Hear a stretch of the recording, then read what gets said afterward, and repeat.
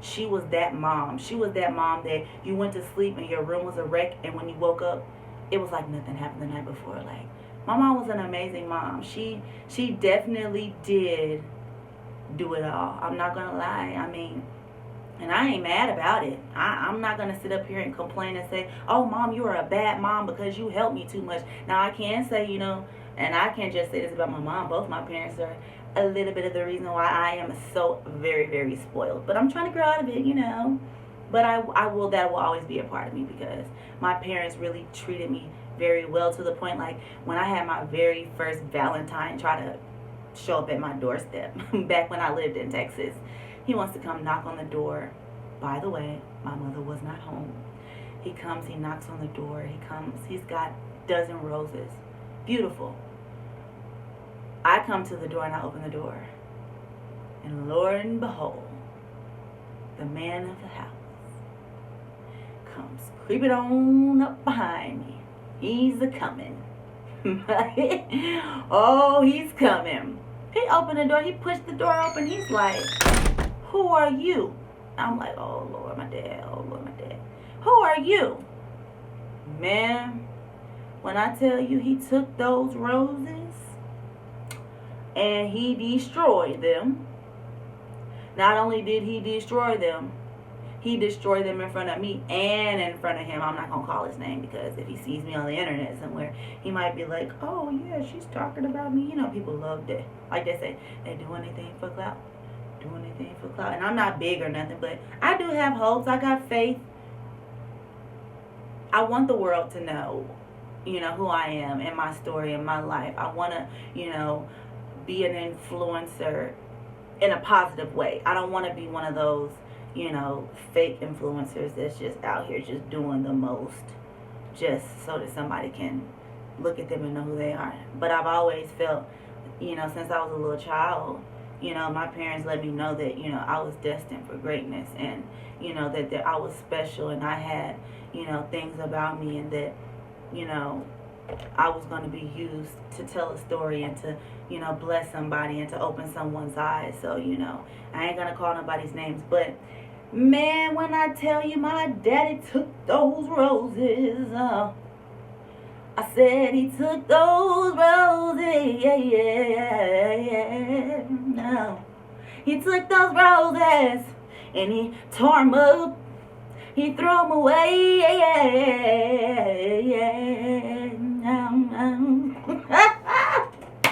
Y'all don't take me serious. Like, I'm just goofy. I can't help it. I told y'all, I've got to be me. But, oh yeah, he destroyed them. They didn't see the light of day. But let me tell you something that is so clutch about my father. When I woke up the next day, I had a dozen roses. They were in a vase, and they were just so beautiful. And I felt so special all over again. Like, I was mad when I went to sleep that night. I had my arms folded. I'm mad. I'm embarrassed. Like, they're going to be talking about me at school. They're going to be talking about me. Man, I woke up and my daddy had bought me some roses. And you know what?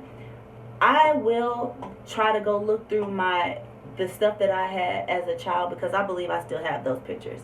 And I won't be able to post them right now because I have to, like, literally go out to my parents' house and look for them.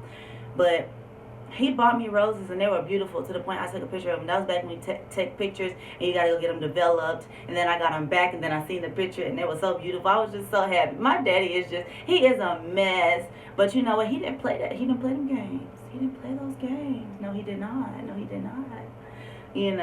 But like I said, I'm not bashing. I'm just telling my truth. It's nothing. I'm not trying to be rude or negative. I just want someone to understand or be able to relate to someone, because I'm sure there's someone out there that needs to, hear some of the things that I say, nothing personal, just.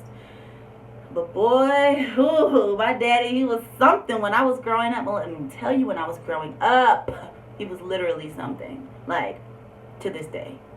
Yeah, that man don't play no games, and it runs through my veins. But anyways, so like on to my next point, and this is going to be my last point because I don't want to talk too much on the situation and seem like I'm overly sensitive, but I did have one more thing that I wanted to talk about when it comes to the whole military brat life. style, and growing up in a military home, you know, and that's friendships. Like when I moved here, I met the most stable friends that I have had ever. And it's not because I didn't have friends growing up, because my friendship started before I moved here. I will say that.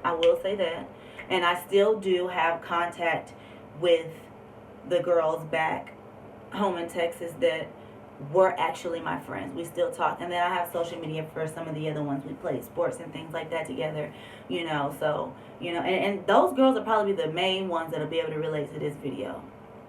Because, like I said, we're talking about friends. I'm not mad at my parents, but I can honestly say this. When I upped and moved,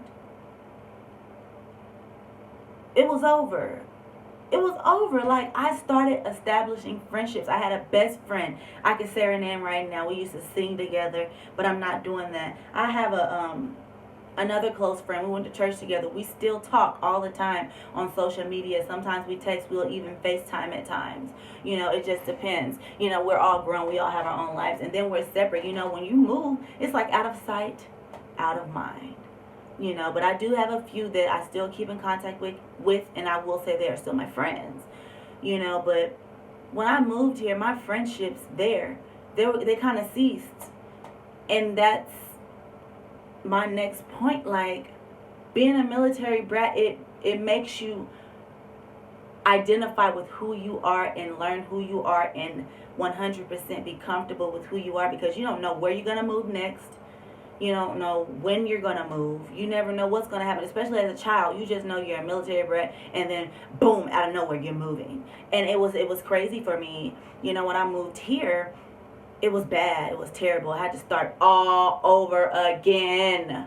It was like I was just getting my good friends, and then, boom, all over again. Got to start all over again. Like, all over again. It's okay.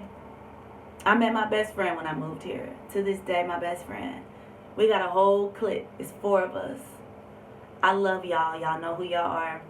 And if y'all went to school with me and you know me, at least even a little bit, y'all know my clique. Y'all know who we are. Y'all the real MVPs. Y'all my babies. I love y'all. I love y'all so much. So